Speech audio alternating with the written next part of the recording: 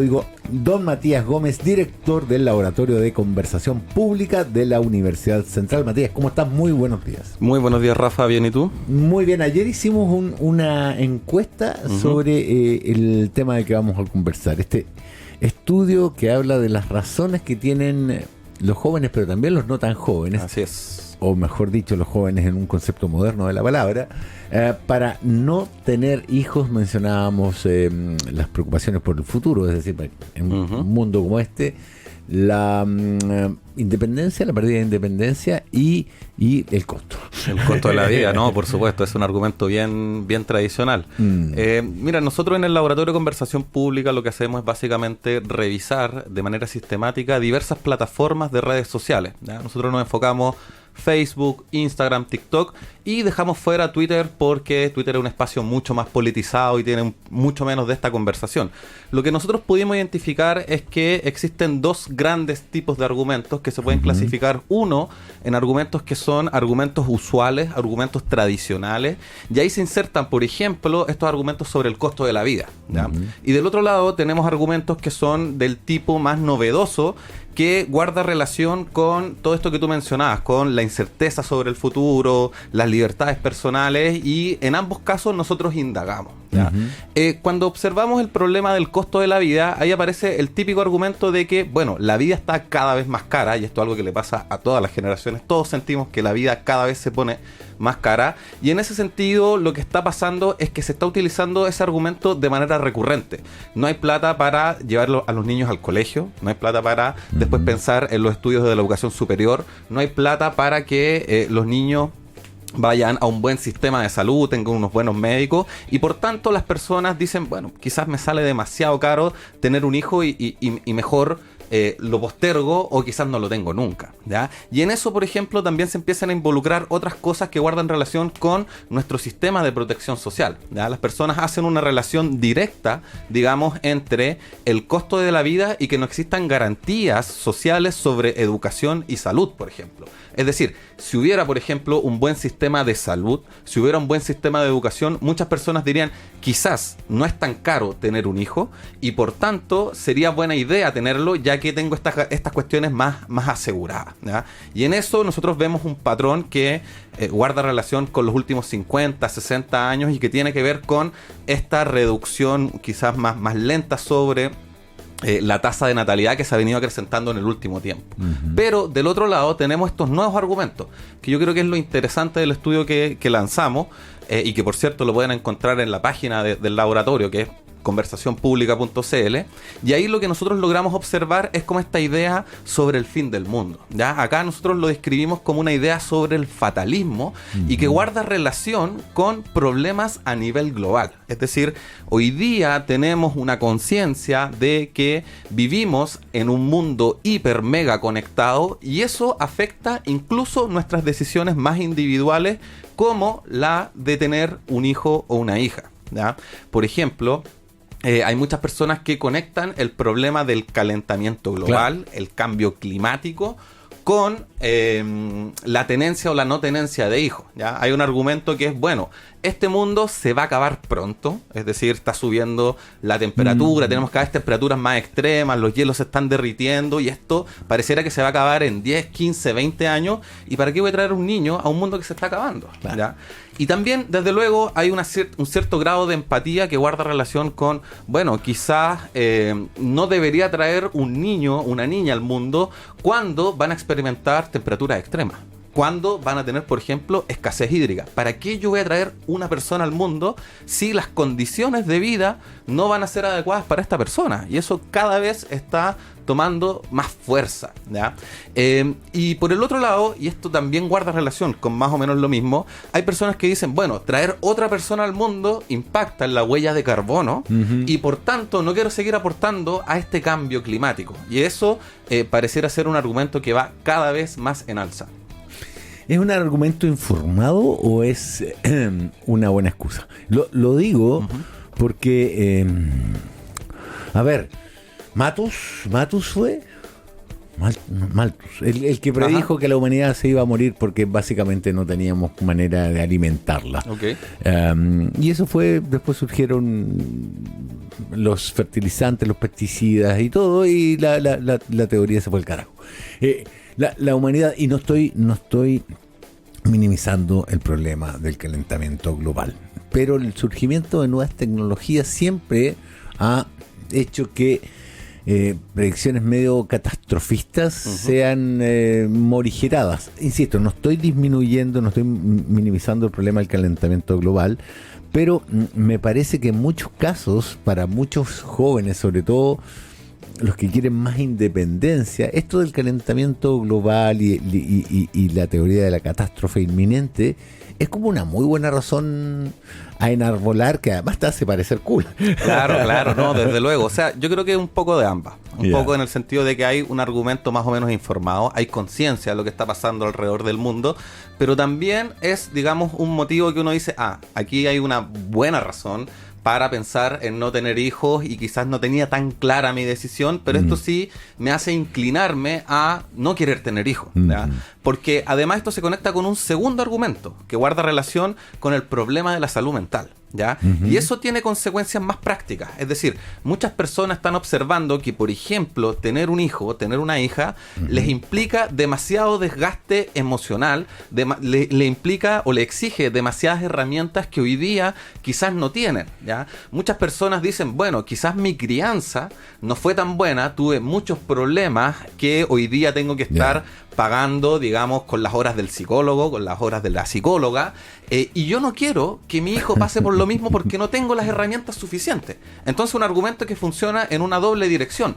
Yo quiero cuidar mi salud mental, no tengo las capacidades hoy día para hacerme cargo, también porque sé que está pasando todo esto alrededor del mundo, porque sé que en el mundo hay cambio climático, porque sé que en el mundo se vienen algo así como guerras mundiales, o están ocurriendo demasiados conflictos armados en distintas partes del mundo, y quizás es mejor pausar la cuestión o el problema de tener un hijo o una hija y preocuparme de mi salud mental ahora, formar las herramientas y quizás en un futuro tener un hijo o una hija. Pero también funciona del otro lado, es decir, yo me preocupo de la posible o de la eventual salud mental de este niño o de esta niña, ¿ya? Es decir, lo mismo que hablábamos recién, como el cambio climático, las guerras mundiales, las condiciones de vida, es decir, como el problema económico, quizás son demasiados problemas para que un niño o una niña enfrente hoy en día, y vemos que cada vez el mundo está más en crisis, más en conflicto, y tenemos esa sensación, y por tanto estas personas jóvenes que digamos que no son solo 18 o 25, sino que se puede extender hasta 40, 45 años, dicen, quizás no es el momento, más vale esperar, e incluso muchas personas dicen, definitivamente no lo voy a tener. Claro, que se llamaba Thomas Malthus, el que decía que, a ver, la humanidad crece más rápido que los medios de subsistencia, digamos. Thomas Malthus no era Matus. Y que cuya teoría, digamos, cayó, aunque él decía que las guerras, el hambre y las epidemias tendían a ser una suerte de control de población natural. Sigo con el otro tema. A mí me parece que esto de que se extienda hasta los 45 años no tiene mucho que ver con, o al menos algo que ver con, digamos, la ampliación de las expectativas. Hace 50 años, salir a estudiar afuera, ir a Londres, Francia, España, Italia, Estados Unidos, era muy, muy excepcional. Tenías que venir de una familia muy adinerada para poder sustentar tu vida fuera de tu país estudiando. De hecho, la literatura universal está llena de ejemplos de estudiantes que vivían con lo justo y con un traje. Sin embargo, y por un fenómeno mundial, ¿no? Desde que la tecnología avanzó, los viajes en avión se hicieron masivos, desde que el comercio mundial se interconectó, y esto viene del año 78, y ya se empezó a hablar de globalización. De hecho, lo hicieron las compañías petroleras. Tenemos una capacidad de no tener un techo en nuestros estudios. Uno ya puede decir, yo no quiero ser simplemente abogado, quiero ser un magíster, quiero ser un doctorado. Y hoy por hoy te puedes, además existen las becas de los gobiernos que quieren mejorar la capacidad no es la capacidad, es como el nivel de su masa crítica intelectual. Entonces, hoy por hoy hay mucha gente que dice, si tengo un hijo, todo esto lo pierdo, toda la posibilidad de irme a estudiar afuera, hacer magíster, hacer doctorado, volver a salir, viajar, se pierde. Y por eso me parece que esto se extiende tan hasta los 40 años con gente muy exitosa en sus carreras, que ve a los hijos como básicamente una pérdida de libertad grande. Claro, o sea, eso también se conecta con el tercer argumento, que es como la idea de la libertad personal, es decir, el desarrollo personal. Ya no se trata tanto quizás de tener una buena profesión, un buen oficio, una buena carrera, sino que hay una búsqueda por ser quizás el mejor, la mejor, y eso hace pensar en que quizás tener un niño o una niña te va a limitar para ese desarrollo personal. Las personas hoy en día hay, digamos, un cambio cultural en la concepción de la familia y por tanto las aspiraciones que tienen no guarda tanta relación con esta idea de la familia tradicional nuclear, digamos, madre, padre, 2 hijos que viven en la misma casa, incluso porque las mismas relaciones ya no se piensan tan a largo plazo. Es decir, yo voy a tener un hijo, una hija con alguien con quien quiera estar a largo plazo, hacerme cargo. Existen estas nuevas exigencias sobre la paternidad y la maternidad que requieren estar mucho más encima, mucho más preocupado de este niño que, digamos, 20, 30 años atrás, y por tanto quizás las condiciones, digamos, como todos los factores no se combinan para estar pensando en crear un niño o una niña por lo menos 15, 20 años en un mismo lugar. Entonces, las expectativas de vida no se condicionan tanto con esta idea de quedarse en un mismo lugar, y eso guarda relación con lo que tú decías, con pensar en estudiar en el extranjero, ¿ya? Se guarda relación con también pensar en que yo quizás quiero viajar. Claro. ¿Ya? Quiero viajar todas mis vacaciones, aunque viva acá en Chile, pero quiero recorrer el mundo, porque el mundo es un lugar que hoy día está al alcance de la mano, ¿ya? Cuestiones que no pasaban hace 15, 20 años atrás. El mundo hoy día está, digamos, a un clic de distancia, y no solo porque puedo navegar, digamos, en Google Earth y ver más o menos qué pasa en otro lugar, sino que hoy día puedo llegar y comprar un pasaje, quizás en oferta, quizás mucho más barato, al alcance de mi mano. Puedo usar la tarjeta de crédito para viajar, y por tanto, digamos, toda esta idea de tener un niño o una niña me va a limitar demasiado, ¿ya? Y eso es súper interesante, porque en el fondo hay todo un cambio de un patrón cultural que nos dice como, oye, la juventud se está extendiendo. La juventud ya no es solo hasta los 25, claro, 29 años, que hoy día, por ejemplo, son las definiciones más institucionales, ¿ya? Si uno ve, por ejemplo, las definiciones de la CEPAL, la juventud hasta los 29 años. Pero en la práctica, la juventud hoy día se está extendiendo hasta los 35, 40 años fácilmente. Podríamos decir algo así como un joven adulto o adulto joven, podríamos ahí verlo, pero es también porque la misma expectativa de vida está expandiéndose, claro, mucho más allá. Las personas viven cada vez más. Estaba recordando el comercial ese del hijo cuarentón que anuncia que se va de la casa. Claro, o sea, pero es un hecho, o sea, es claro, un hecho, pero también guarda relación con, digamos, los primeros argumentos que te decía, con el costo de la vida. Sí. Hoy día acceder a un crédito hipotecario es prácticamente imposible. El otro día leía, no me acuerdo dónde específicamente, que una experta señalaba que la juventud de los 25 años, la generación que hoy día tiene 25 años, va a ser muy poco probable que puedan comprarse una vivienda. Y hoy día hay que ahorrar demasiado dinero, hay que ahorrar, hay que guardarse muchas cosas para poder comprar una vivienda, y quizás en verdad no existen las condiciones, o querer ir al médico. Todos sabemos que en Chile, para tener una buena salud, hay que tener dinero, ¿ya? Y eso se conjuga a la hora de tener un hijo o una hija. Todos sabemos que para tener buena educación quizás hay que pagar un poco más, no solo porque, digamos, para ir a una escuela privada, sino que profesores particulares, que el preuniversitario, que después viene la universidad. Entonces existe ahí un conjunto de factores que están llamando a las personas a no querer tener estos niños hoy día ya. Sí, en todo caso el fenómeno de la casa propia es un asunto más bien americano y norteamericano. Los europeos han arrendado casi toda su historia. Hay una muy buena análisis de la crisis ¿te acuerdas la crisis del 2007? Sí, de sí, Lehman la Brothers, crisis subprime.